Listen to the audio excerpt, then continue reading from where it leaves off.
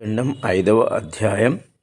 అగస్త్యముని కాశీని వదిలి వెళ్ళుట, పలు రకాల బాధలతో భగవంతులను ప్రార్థించుట. దేవతల ప్రార్థనచే పరోపకార్థం కాశీని విడిచి వెళ్ళుచున్నాను. పరోపకారము కొరకు దధీచి మహర్షి తన అస్థికలను ఇవ్వలేదా? బలిచక్రవర్తి విష్ణుమూర్తి భయంకర యాచనతో 3 లోకములను దానముగా చేయలేదా? మధుకైటకులు తమ శిరస్సును ఇవ్వలేదా? మహాబలవంతుడైన గరుత్మంతుడు విష్ణువునికి వాహనం కాలేదా?